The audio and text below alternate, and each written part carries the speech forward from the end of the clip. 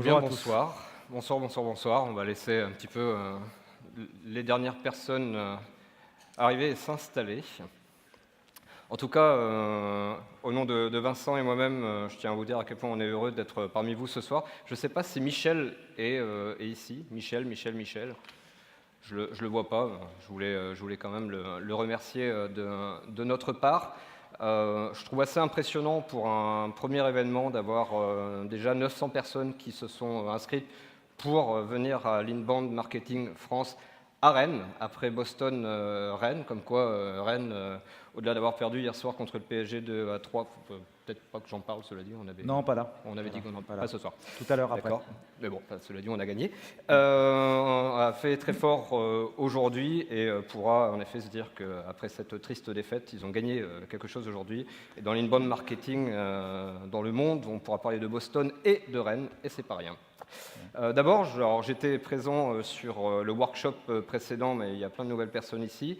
Je voudrais vous présenter mon compère, Vincent Caltabellota.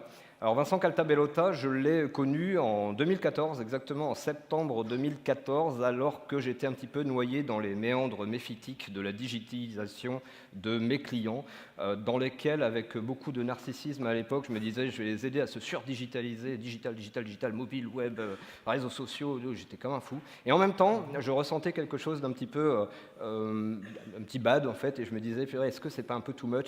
Quel est le sens réel de ce que tu fais pour tes clients? Est-ce que tu n'utilises pas un petit peu trop le digital pour des raisons qui fondamentalement ne sont peut-être pas celles qui te correspondent? Et un jour, dans un événement Google, j'ai rencontré un mec, et ce mec, c'était Vincent, et le discours qu'il avait, la façon dont il appréhendait le digital plutôt par le prisme de l'humain, m'a franchement botté. On peut dire que j'ai kiffé le gars. Et depuis, avec Vincent, on essaye de travailler quand on le peut ensemble, et il est un petit peu mon pendant de l'humain dans le digital. Et grâce à lui, j'ai retrouvé un petit peu goût à travailler avec mes clients et à digitaliser un petit peu plus intelligemment, je pense. Donc il m'a apporté l'intelligence dont j'avais besoin pour faire accessoirement mieux mon travail. Je vous présente donc Vincent Caltabellota. Merci. Merci. Je ne m'attendais pas à ce florilège d'histoire nous concernant. Merci, en tout cas, ça me touche. Oh, en fait, je l'avais écrit, je lis. Non, mais j'étais pas au courant. Et alors, pour moi, c'est un petit peu plus difficile de te présenter parce que tu étais déjà là tout à l'heure. Alors, c'est un peu triché parce qu'on a eu l'occasion de te présenter. Donc, pour moi, c'est plus difficile de dire, voire impossible de dire que tu es un expert du digital. Hein, donc, ça ne sert à rien que je le dise. Ça ne sert à rien non plus que je dise qu'on te surnomme le digitaliste. Parce qu'en fait, il se trouve que toi, tu as sauté une étape dans l'histoire de l'humanité, je crois. Tu as sauté la période de l'informatique. Tu es passé directement de pas grand-chose au digital. Enfin, pas grand-chose, excuse-moi. J'ai aussi été ingénieur informaticien. Et Voilà. je te jure que je l'ai été, je l'ai chanté. Et dans ton histoire, comme je ne peux pas dire non plus, puisque ça a été dit tout à l'heure que tu as créé toi-même ta propre intelligence artificielle, même si tu en avais déjà une, intelligence, tu en as rajouté une autre, il y a déjà de très très longues années.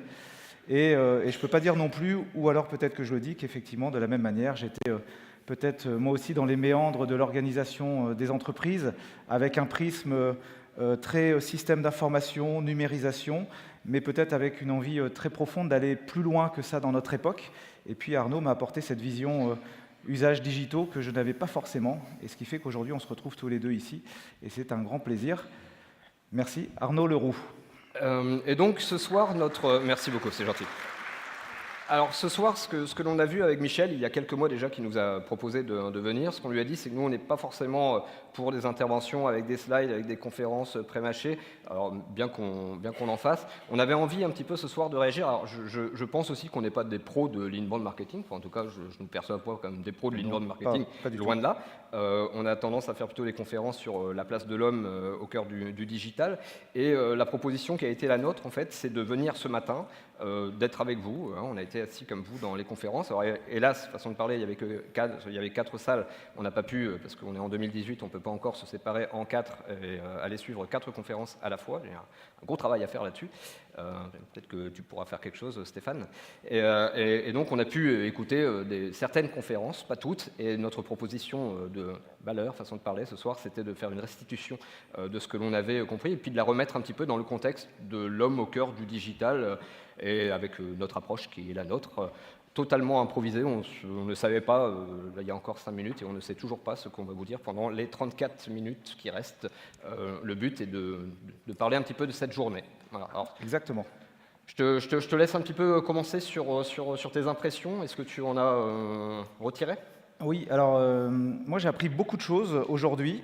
J'ai appris beaucoup de choses sur la technique de l'automatisation, de façon générale, sur des techniques marketing. Je dois avouer qu'il y a quelque chose qui m'a un petit peu dérangé, je suis désolé, alors je vais commencer par être un peu piquant peut-être.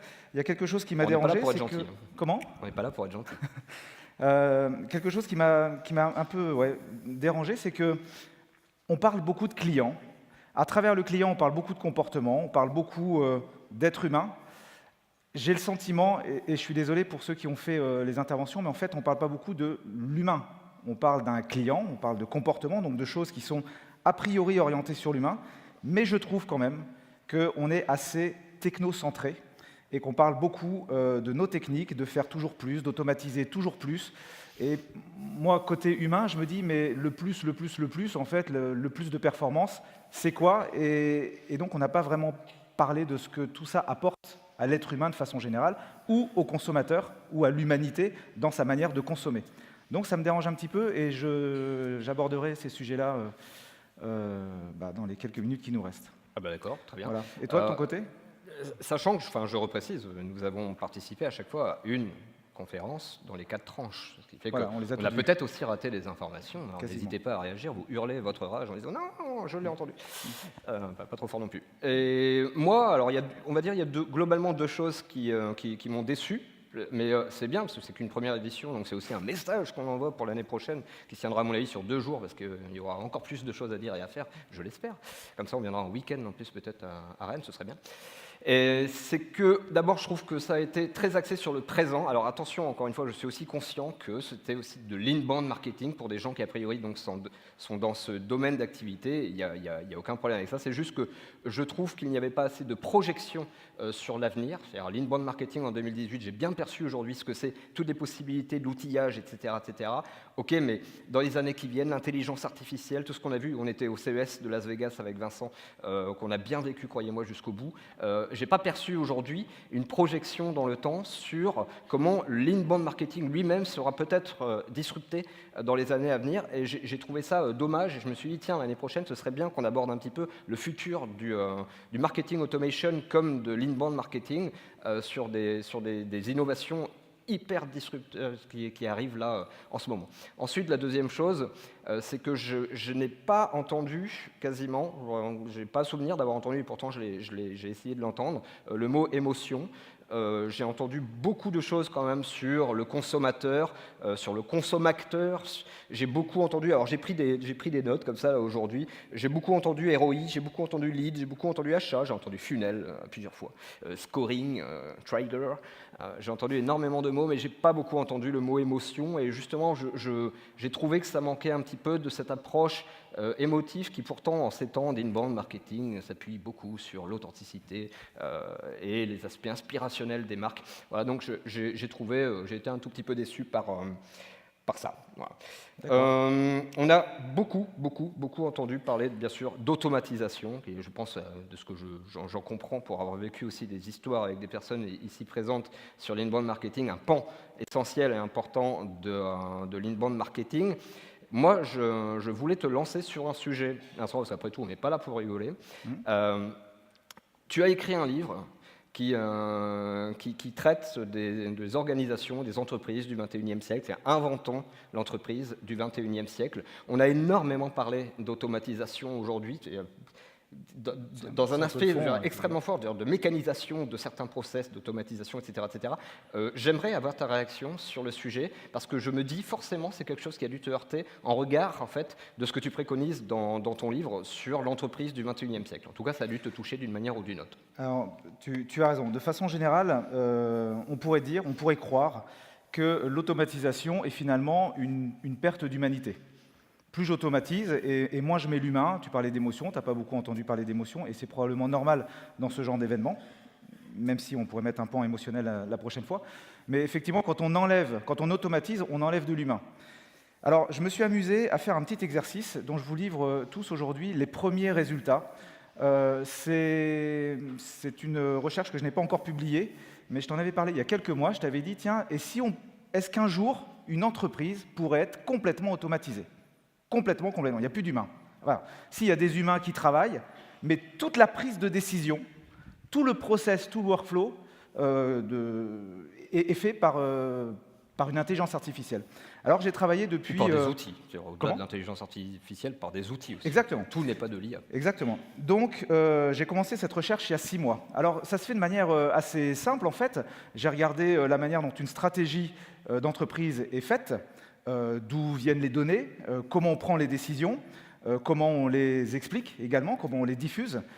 Ensuite, je suis passé sur une phase un petit peu plus tactique de l'entreprise, comment je les mets en œuvre, qu'est-ce que je décide là, de manière opérationnelle. Puis après, il y a le pan purement le moteur de l'entreprise. Le quotidien, je suis commercial, je vends, je suis un opérateur, je produis, etc. etc. J'écris des articles, voilà. Tout ça, c'est la production.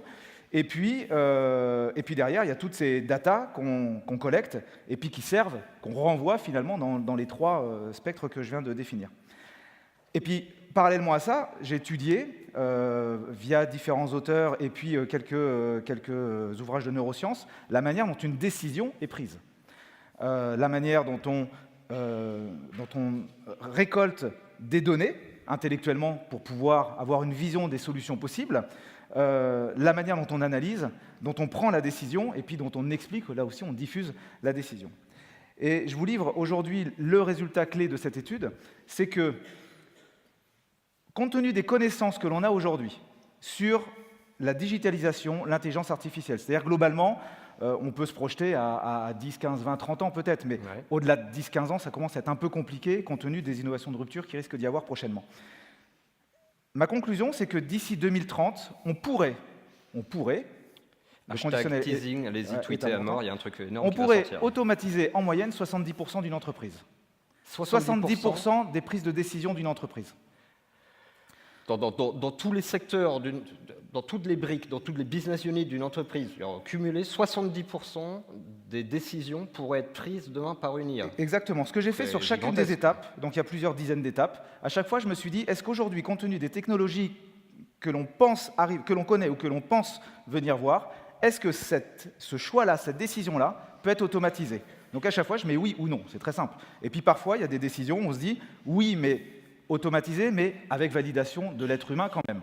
Donc, tu vois, j'ai fait des ratios comme ça et j'en arrive à une automatisation à 70% de la prise de décision et donc de la gestion globale d'une entreprise. J'ai dit pourrait tout à l'heure. Ouais, ça veut dire que pour l'instant, tu vas dans le sens de ce qu'on était en train de dire. Aujourd'hui, on va bien dans ce sens-là. Exactement. Alors après, on verra si c'est bien ou si c'est pas bien. Mais aujourd'hui, si on continue sur cette tendance sans trop se poser de questions, globalement, on peut, vers 2030, avoir des entreprises qui sont quasiment automatisées. Je vous donne 2-3 exemples, vous allez vite comprendre, parce qu'en fait, ça peut paraître surprenant à certains, mais il y a des entreprises qu'on a déjà quasiment automatisées. Le e-commerce, finalement, c'est ça. Il n'y a pas beaucoup d'êtres humains, alors vous allez me dire, il y a quand même des gens qui réfléchissent en haut, mais dans le process global de l'entreprise, il n'y a déjà plus beaucoup d'êtres humains. D'accord, mais le e-commerce n'est qu'une méthode de vente, un moyen de vente qui fait qu'il y a une petite partie d'une entreprise dans laquelle il y a les RH, les affaires financières, un pôle DSI, etc., etc. Exactement. Alors, on sait qu'il y a des modèles prédictifs qui sont en train de être mis en place sur la partie financière, prédiction, etc. Si je reviens, parce que là, on est à peu près tous dans un domaine plutôt de vente, mais si je prends globalement la capacité de vendre d'une entreprise, donc ça intègre plein de gens, des data analystes, du marketing, du commerce, de la relation client, etc., etc. On voit bien déjà que ce process, il a bien commencé. Ce qui, à l'époque, quand je dis à l'époque, c'était il y a 30 ans, je prends un petit peu de marge de manœuvre, il y a 30 ans, le commerce, c'était tout dans la tête du commercial, quasiment. Donc, il faisait sa prospection, son cycle de vente classique, bonjour monsieur le client, jusqu'à la fidélisation. On voit bien qu'aujourd'hui, dans un cycle de vente classique, déjà, la vente, elle commence bien en amont de l'apparition du fameux commercial, même de l'époque déjà, par tout un tas de systèmes de notoriété, de mise en relation, tout ce qu'on a vu, tout ce que vous avez vu ce matin. Donc tout ça, c'est automatisable. On voit bien aujourd'hui que le commercial, il arrive de plus en plus au moment où il y a quelque chose d'intéressant à faire, c'est-à-dire toute la génération toute la capacité de prospection de l'entreprise, elle peut s'automatiser dans de nombreux secteurs. Bien sûr, c'est plus difficile quand on vend des Airbus à des pays, mais dans la plupart des secteurs, que ce soit en B2C ou B2B, ça c'est jouable. Et de même, sur la fin du cycle de vente, tout l'aspect fidélisation qui peut être en partie automatisé. Donc on voit bien que même sur ce rôle de commerce, je ne parle même pas du commercial, mais du rôle de commerce, on est en train d'automatiser de plus en plus de choses. Et donc quand on regarde un commercial il y a 30 ou 40 ans, ou un service commercial globalement à 30 ou 40 ans, et aujourd'hui, on automatise déjà probablement 40-50% des actes de mise en contact, de décision. On automatise, je suis d'accord avec toi, et en même temps, on redonne aussi une autre valeur aux commerciaux. Tout à l'heure, c'était dit dans le workshop sur le marketing automation, les commerciaux n'ont jamais autant eu un rôle humain qu'en ce moment, de par aussi l'automatisation des process qui sont là. Donc, ce n'est pas forcément, en tout cas, un aspect négatif, ça. Alors, c'est là que c'est intéressant. Ce n'est pas forcément un aspect négatif, parce que finalement, là où on faisait du commerce un peu push, voire punchy par moment, bonjour, je mets le pied dans la porte. Alors, je caricature un petit peu, mais c'est un peu ça. Voilà mon produit, voilà, il est beau, etc. Regarde-moi, regarde mon produit. Aujourd'hui, on est dans des logiques, effectivement, où on va réfléchir à la place de l'humain dans ce cycle de vente ou dans ce parcours d'achat ou même cette expérience client. Et on se rend compte que le rôle de l'humain dans la vente se retrouve de plus en plus dans un rôle de réassurance. C'est-à-dire que je vois plein de choses. Je suis en contact avec une entreprise qui, a priori, est plutôt virtuelle pour moi, et à un moment donné, j'ai envie de voir si tout ce que je vois, tout ce que j'ai vu sur Internet est bien réel en termes de produits, de valeur, de qualité, etc. Donc, l'être humain, il vient de plus en plus sur un rôle de réassurance et de donneur de confiance.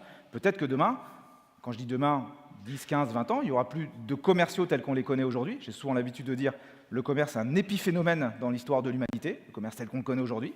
En gros, de 1950-60 à 2025. Le commercial tel qu'on le connaît aujourd'hui. Le commerce, c'est vieux comme le non, pas le commerce, pardon. Le commercial tel qu'on le connaît aujourd'hui. La vente et le commerce, ça c'est autre chose. Mais c'est effectivement un épiphénomène, je pense, qui aura duré entre 60 et 80 ans.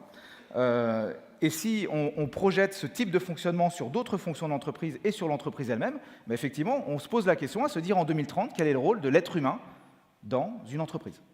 Ok, moi je trouve ça inquiétant en fait quand même de se dire que potentiellement demain 70% des décisions ou de la stratégie d'une entreprise à tous les niveaux pourraient être outsourcées sur une intelligence artificielle. Et ce que tu es en train de dire aussi quelque part, c'est que quand on parle de marketing automation, etc., est-ce qu'ici il y a des gens, sans vouloir faire de polémique, attention, on n'est pas là pour ça, quoique...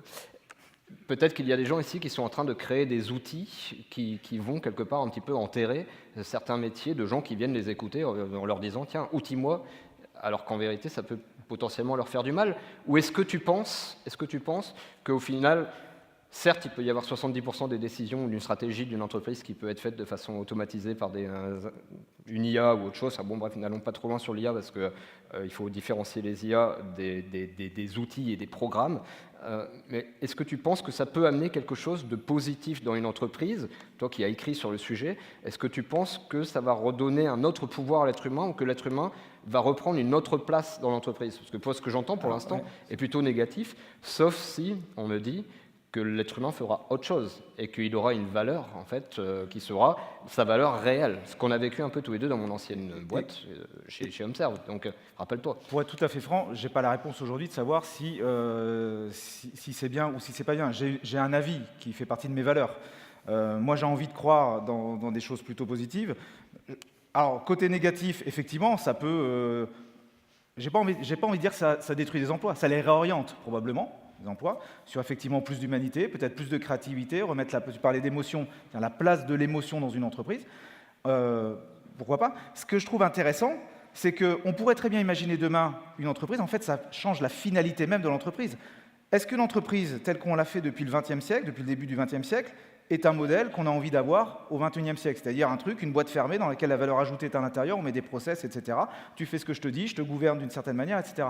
Demain, l'entreprise, ça peut être quelque chose de complètement différent. Ça peut être un flux de production d'une valeur ajoutée, et je vais utiliser des ressources un peu partout, et il y a tout un flux qui est automatisé, mais tout ce qui fait l'essence de l'homme, l'entrepreneuriat, la créativité, et puis dans ma vie quotidienne, si j'augmente ça sur la vie en général, peut-être que le digital peut nous amener tout ce qu'il nous faut pour vivre de manière normale, c'est-à-dire bien manger, avoir un minimum d'argent, pas de stress au boulot, etc. Et puis tout le reste, ça nous permet de faire autre chose pour nous épanouir. C'est une vision, mais je n'ai pas la réponse aujourd'hui. Mais j'ai envie de te dire quand même, parce que là je suis parti dans un débat presque philosophique, on n'a pas toutes les réponses encore. Mais toi, tu es CDO. Oui. d'une boîte, Open, avant chez HomeServe, tu mets en place, toi, des outils de digitalisation. Tu digitalises plein de choses. Alors, j'ai envie de te dire, en fait, c'est toi qui es au cœur du truc. Est-ce que tu le fais bien? Est-ce que tu le fais pas bien? Est-ce que tu penses à l'homme, toi qui dis l'homme, il faut le prendre en compte? Comment tu fais? Alors d'abord, je pense que au regard, encore une fois, de ce que j'ai entendu aujourd'hui, alors d'abord, je suis personne pour dire que c'est bien ou c'est pas bien. À la rigueur, on peut être jugé que par ses pairs. Mais ce que je mets en place dans la digitalisation et dans la transformation numérique avec mes clients depuis des années repose d'abord et avant tout et basiquement, j'ai envie de dire, sur l'humain justement. On l'a vécu tous les deux ensemble. À un moment donné, on a quand même digitalisé une entreprise de 450 personnes. On a effectué une véritable transformation digitale en allant travailler avec les middle managers qui sont souvent dans les transformations digitales les personnes les plus compliquées à faire évoluer, à faire muter vers un nouveau mindset de transformation. Et comment on a fait ça? En mettant en place un programme qui s'appelait Digital et moi, dans lequel on a fait un truc hallucinant, un truc de dingue. À l'époque du digital, je trouve ça complètement fou. On a fait parler les gens. On les a fait parler. Donc on a réussi pendant quelques mois, et croyez-moi, ils étaient réticents à parler. Ils étaient réticents à parler parce qu'ils étaient drivés par la peur, comme souvent dans la transformation. Et on a réussi à les faire parler suffisamment pour qu'ils disent, bah voilà, en fait, dans mon métier, et il y avait une restitution à laquelle tu avais participé, je me rappelle, tu étais venu en plus faire un film là-dessus. On avait eu une restitution de tous les middle managers, donc 120 personnes de cette entreprise, qui avaient eu, après quelques semaines de travail, extrêmement humain, encore une fois, uniquement de la discussion, de l'échange, la réflexion, le courage. Ils étaient venus faire une restitution de tout ça devant le COMEX. Ils ont regardé droit dans les yeux le COMEX pour leur dire, bah voilà, aujourd'hui, 80% de ce que je fais dans mon travail n'apporte pas de valeur. C'est-à-dire, je fais des choses qui n'apportent pas une réelle valeur. Moi, ma valeur d'être humain dans la boîte n'est pas bien utilisée 80% de mon temps.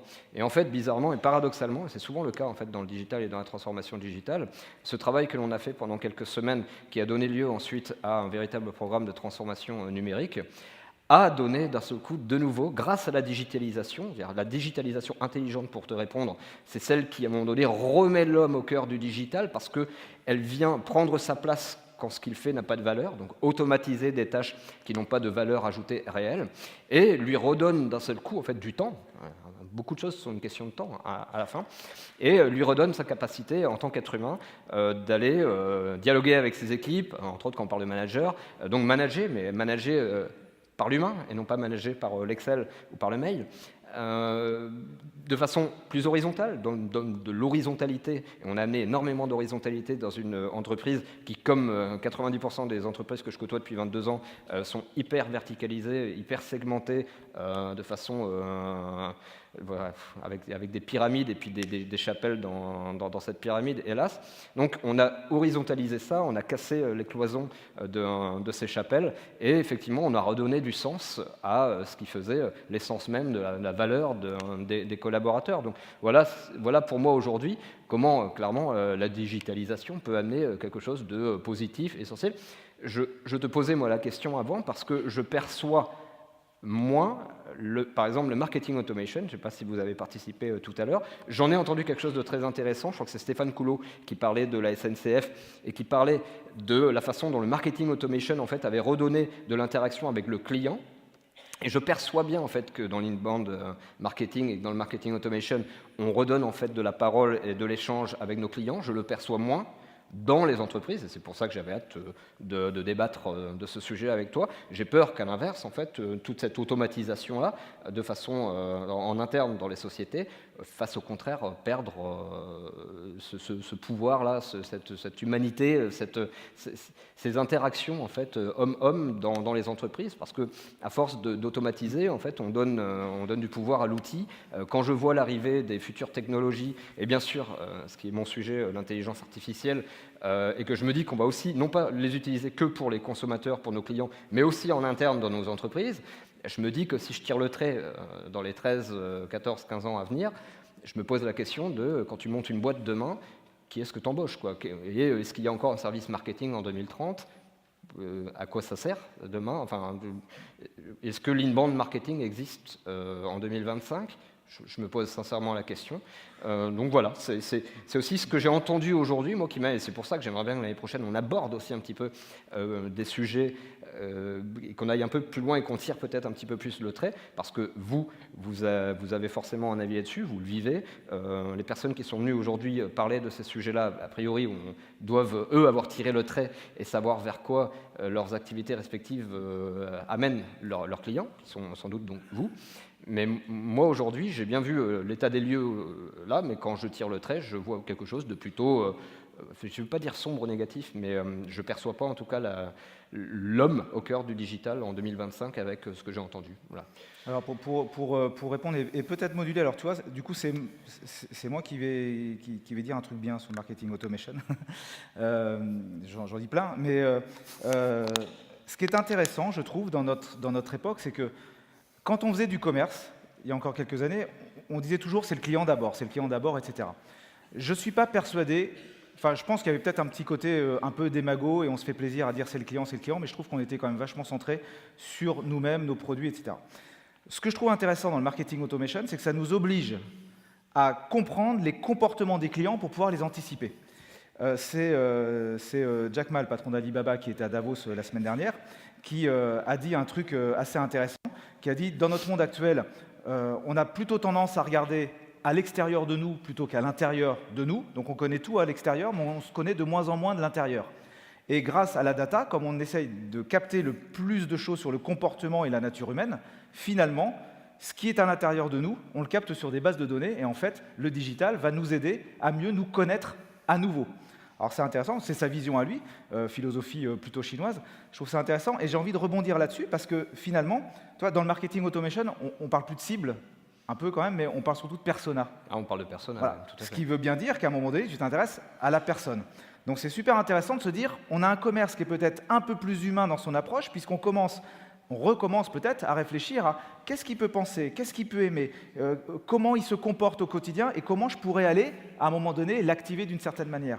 Ouais. Après, ce qui me dérange un petit peu plus par rapport à ce que j'ai dit dans mon introduction tout à l'heure, et là je me permets de vous le dire à vous, c'est que est-ce qu'on s'intéresse vraiment à ce qu'est l'être humain? Est-ce qu'on connaît vraiment le fonctionnement d'un esprit humain? Est-ce qu'on se met vraiment à sa place à lui pour se dire que ce qu'on apporte comme produit, comme service, ça apporte vraiment quelque chose à ce monsieur ou à cette dame en face, dans sa vie, dans son humanité, dans sa manière de consommer, à nos villes, à nos pays.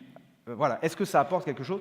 Je ne suis pas complètement sûr, ça reste quand même du business. On est quand même globalement encore portefeuille customer centrique. Tout à fait. Quand on dit qu'on est customer centrique, on cherche à générer quand même des actes d'achat. C'est quand même ce qu'on a entendu aujourd'hui. La question qui se posait dernièrement, et ça m'avait fait plaisir au CES d'entendre des gens évoquer ces sujets-là, encore une fois, je me doute très philosophique, je me doute qu'on est très très loin de l'inbound marketing et des sujets de la journée, mais c'était la potentialité d'avoir demain des chief ethic officers dans des boîtes pour, à un moment donné, dire, attendez, quand on lance un nouveau produit, quand on lance des nouvelles campagnes demain, quand on va vers des techniques d'automation, à un moment donné, on va y mettre aussi un peu d'éthique. Moi, personnellement, je pousse totalement vers ce genre de poste-là, plutôt que de vouloir à tout prix des chief neuroscientific officers. Ce serait bien d'y mettre d'abord un petit peu d'éthique. Ensuite, tu parlais de persona, et c'est vrai qu'aujourd'hui, on a énormément entendu parler de persona. Tout à l'heure, je disais un truc, c'est pas pour faire une punchline et pas pour être... je veux pas dire ça juste pour vous choquer, soi-disant, mais l'inbound marketing, pour moi, aujourd'hui, c'est la suite naturelle, c'est l'évolution naturelle du marketing des 50 dernières années.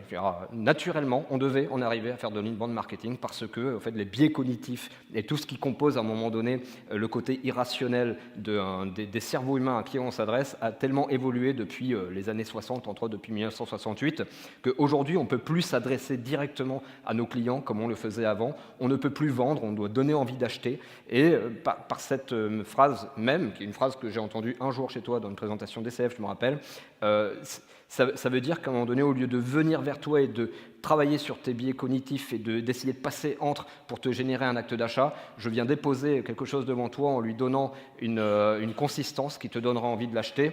Donc on utilise comme ça ce paradigme inversé et cette évolution des biais cognitifs depuis 50 ans chez l'être humain. Et ça, c'est normal qu'on le fasse en 2018. Par contre, on s'avance vers une ère d'ultra-personnalisation, On en entend parler, je pense que personne ne peut dire le contraire. On va vers de l'ultra personnalisé.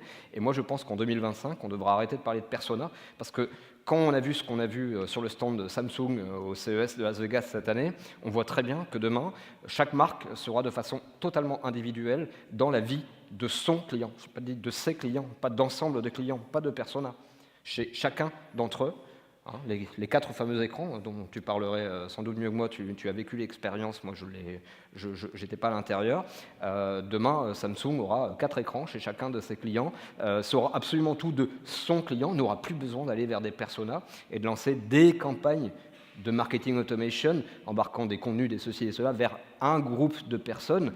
Elle sera dans une démarche individuelle avec chacun des clients et sera aidée de fait par de l'intelligence artificielle qui traitera des métadatas de façon à dire le comportement de mon client parce que je suis chez lui et que je vois ce qu'il est en train de vivre va vers une tendance qui le fera acheter ce produit-là. On sera sur du marque personne. Donc en fait, ce que tu es en train de dire, c'est que l'inbound marketing, comme je l'ai entendu aujourd'hui, est mort pour moi, et je le dis encore une fois, ce n'est pas une punchline, mais pour moi, tel que j'ai entendu les choses aujourd'hui, dans 7 ans, il n'a plus la même consistance. Il n'a plus de raison d'exister.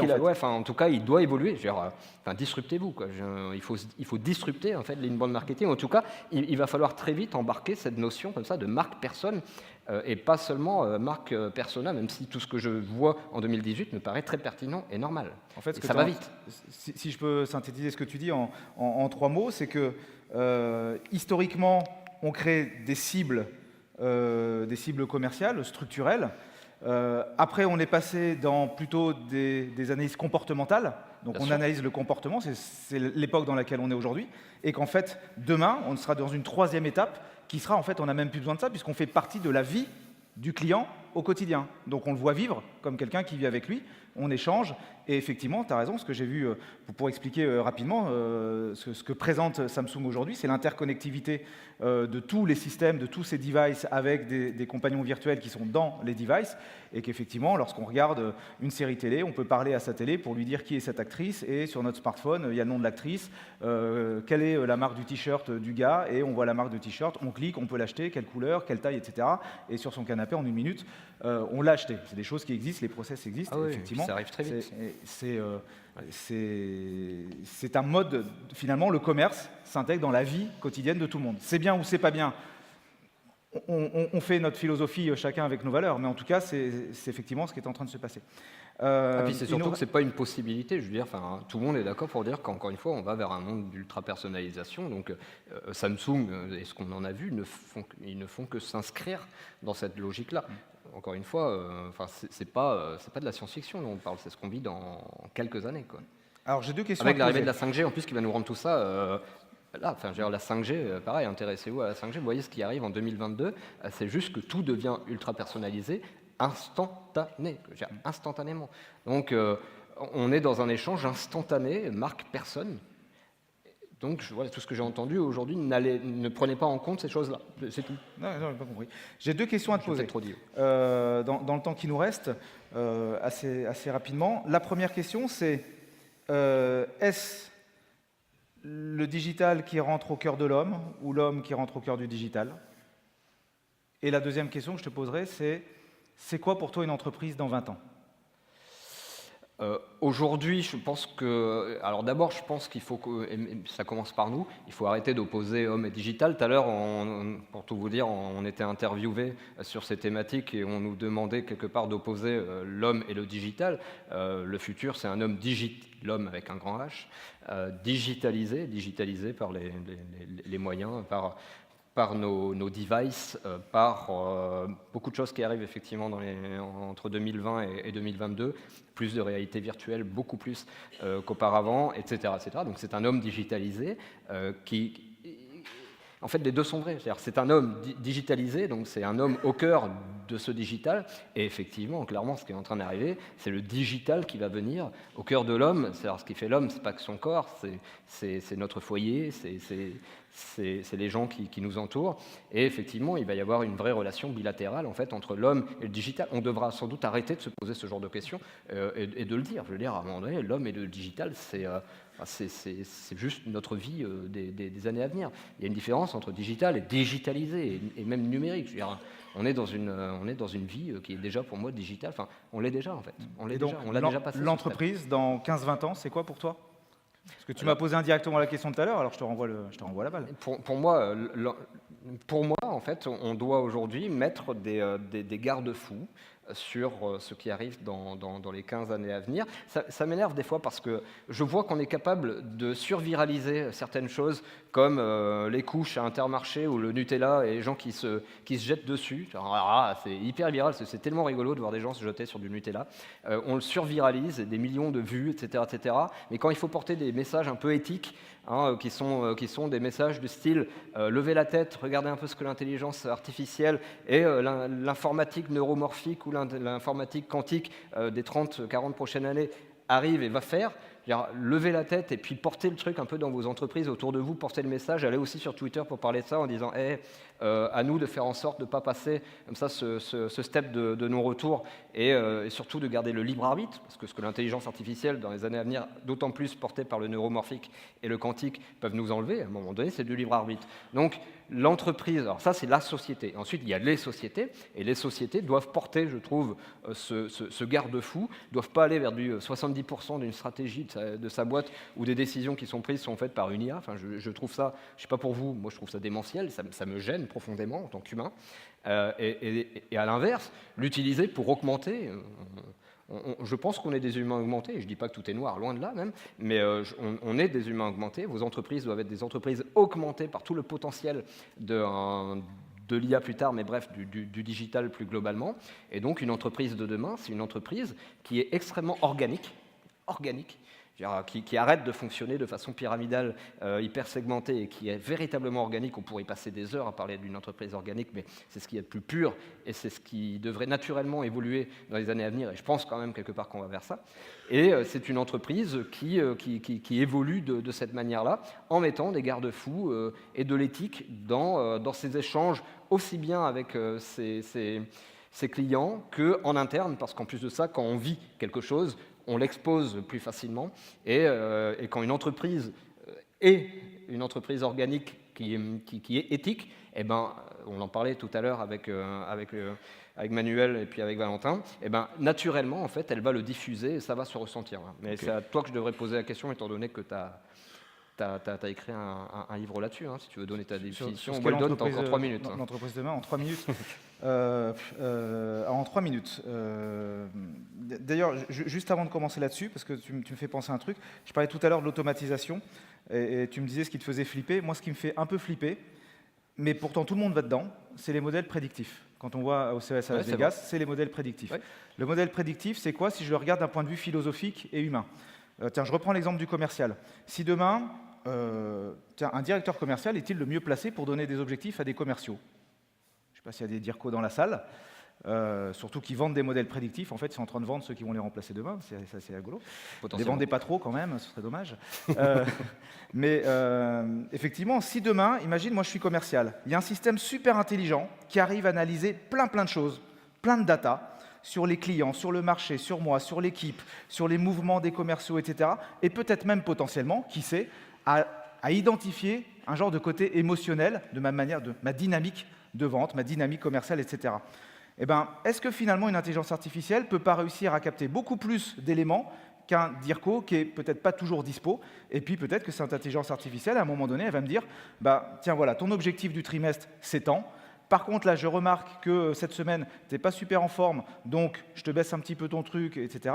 Mais par contre, la fois d'après, tu te boostes un petit peu plus. Ah ouais, d'accord. Mais bon, même, imaginons pas ce petit côté-là. Si demain, moi, je suis commercial et je reçois des objectifs, est-ce que je sais que ces objectifs sont donnés par une IA?